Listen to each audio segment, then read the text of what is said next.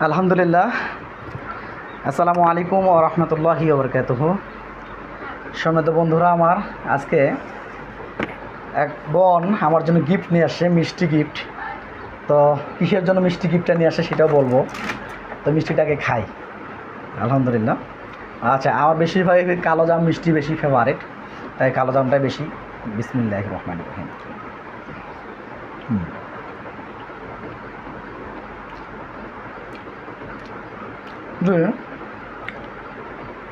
তো বন্ধুরা, আমার এখন বলতে পারেন আপনারা যে ভাই মিষ্টি কেন নিয়ে আসছে, আমার বোনটি কেন নিয়ে আসছে?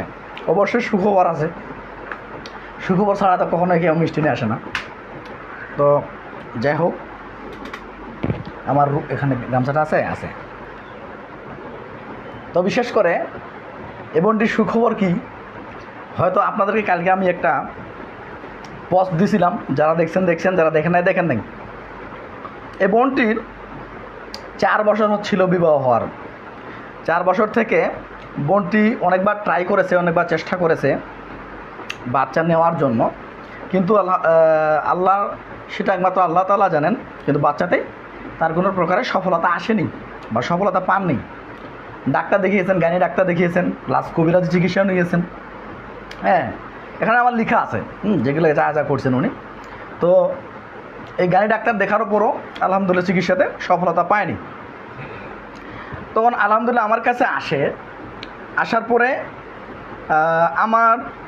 আমি রোগ নির্ণয় করে দেখলাম যে বোনটির উপর কী সমস্যা, কোনো জাদু বা জিন্নাতের কারণে এরকম কোনো সমস্যা হচ্ছে কি না। তো আমরা দেখি, আপনারা হয়তো বোনটির ভিডিও দেখছেন এর আগে, যে ওনার পুরো আশিক জিন্নাতের সমস্যা আছে, যে জিন্নাতগুলো ওনাকে পছন্দ করে ফেলছিল। এই আশিক জিনগুলো আমরা ধ্বংস করার পর আমরা হোমিওপ্যাথিতে ঔষধ সিলেকশন করি। প্রথমে আমরা 15 দিনে একটা ওষুধ সিলেকশন করি, সিপিয়া 200 1 10 এই ওষুধ থেকে সিলেকশন করি। ওনার রোগ নির্ণয়, আমি রুগী লিপি করার পর, হঠাৎ করে যে কোনো রুগীর লিপি করার পর সিপিয়া ওষুধটা প্রয়োগ করে যে সফলতা পাবে এমন কোনো কথা নয়।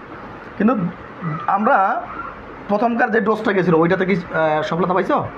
না ভাইয়া, দ্বিতীয়টাতে। আচ্ছা, সিপিয়া ওষুধ থেকে সফলতা করার পর ওর শরীরের ভিতরে যে অ্যাংজাইটি যা তৈরি হয়েছিল সেটাকে আমরা ক্লিয়ার করে নিয়ে আসি। তারপরে দ্বিতীয়বারে চিকিৎসাতে আমরা একটা মেডিসিন দেই, সেটা হচ্ছে লেকাইসিস। কেন দেই? লেকাইসিস দেওয়ার একটাই উদ্দেশ্য ছিল, তার ভিতরে একটা ভয় কাজ করতো, তার ভিতরে একটা কিছু যেন একটা আছে ঢুকে, এরকম একটা তার অনুভূতি হইতো, মাথা ব্যথা করতো, দুর্বল লাগতো, অশান্তি লাগতো, এরকম বিষয় এগুলো। এবং কি এগুলোর প্রায় মাইন্ড সেট আপ লেকাইসিসের ভিতরে এই রুগীটার ছিল, আমরা পাইয়েছিলাম প্রায় মাইন্ড সেট আপ রুগীটার ভিতরে ছিল লেকাইসিস। আচ্ছা, তুমি কি সাপের স্বপ্ন দেখতে নাকি? সাপের স্বপ্ন। তো তাহলে লেকাইসিসের ভিতরে মেন সমস্যা, লেকাইসিসের মেন প্রবলেমটা সাপের স্বপ্ন দেখা। আর সাপের ভয় পাও?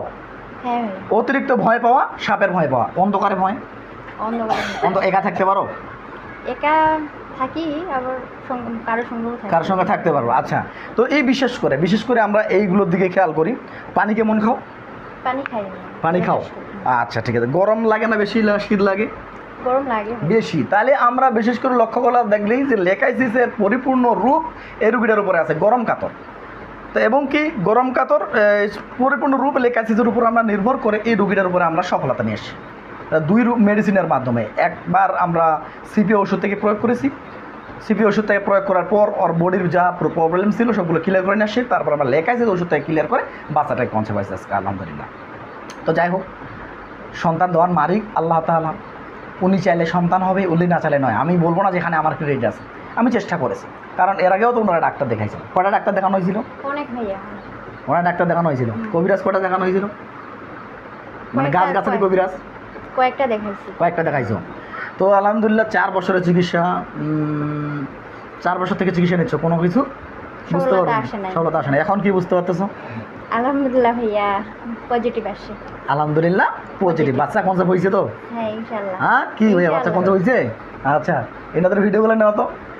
কি বাবা, কি অবস্থা? আমি বলছিলাম যে বাচ্চা কনসেপ্ট হবে, মনে হচ্ছে? খুশি আছেন তো? খুশি আছেন? আচ্ছা, আচ্ছা, বাচ্চার নানির মুখটা থাকে না অনেকটি, তাহলে খুশি আছে। তাহলে এখন দেখুন, আল্লাহ তাআলা চাইলে কি না করতে পারে। কোথায় আল্লাহ তাআলা কাকে সুস্থ করবেন, কিভাবে সুস্থ করবেন, এটা বলা যাবে না। আল্লাহ তাআলা কীভাবে কাকে মুখ তুলে থাকবেন এটা বলা যাবে না। তো আলহামদুলিল্লাহ এটাই দোয়া চাই আপনাদের কাছে। তাই আমি আপনাদেরকে বলবো, যাদের বাচ্চা হচ্ছে না, বিশেষ করে যাদের বাচ্চা হচ্ছে না অনেক দিন 10 বছর 15 বছর, আলহামদুলিল্লাহ এরকমও আমরা কেস সলভ করেছি। আমাদের ভিডিওগুলো লক্ষ্য করবেন, 10 বছর পরেও বাচ্চা কনসেপ্ট হয়েছে, 12 বছর পরেও বাচ্চা কনসেপ্ট হয়েছে, 8 বছর পরেও আমরা বাচ্চা কনসেপ্ট হয়েছে আমাদের চিকিৎসার মাধ্যমে। তাই বলবো, যাদের বাচ্চা কনসেপ্ট হচ্ছে না আমাদের সঙ্গে যোগাযোগ করবেন, আমরা রুকিয়ে চিকিৎসা দেবো, পাশাপাশি ঔষধের চিকিৎসা দেবো। আশা করা যায় আল্লাহ তাআলা চাইলে সেই ব্যক্তির বাচ্চা সফলতা আসতে পারে। তো যাই হোক, তোমরা যে চিকিৎসা নিয়েছো এখন তোমার কেমন লাগতেছে আগের থেকে? আগে তো একটা শরীরের ভিতরে একটা জানি একটা অনুভূতি হইতো, এখন কেমন লাগতেছে? এখন আমি সম্পূর্ণ সুস্থ হয়ে গেছি। এখন সম্পূর্ণ সুস্থ হ্যাঁ, লাগে? মাথা ব্যথা ধরতো, ওটাও নাই, একবার ক্লিয়ার হয়ে গেছে। হুম। বুক ধরপড় করতো, ওটাও ক্লিয়ার হয়ে গেছে। আচ্ছা। এখন আমি মানে আগে ঘুমাইতাম, গভীর মানে স্বপ্ন দেখতাম, এটা সেটা দেখতাম, খারাপ স্বপ্ন দেখতাম। এখন মানে ঘুমাইলে একবারে কিছুই দেখি না, স্বপ্নই দেখি না, খারাপ স্বপ্ন। আচ্ছা, মানে তোমার স্ত্রীর বিষয়টা, আগে রাগ কেমন হতো আর এখন রাগ কেমন করছে? আগে থেকে রাগ কন্ট্রোল কন্ট্রোল হচ্ছে, বুঝতে পারতেছ? তো যাই হোক বন্ধুরা, আমার 1 মাসের চিকিৎসা অনলি। উনি চিকিৎসা নিয়েছেন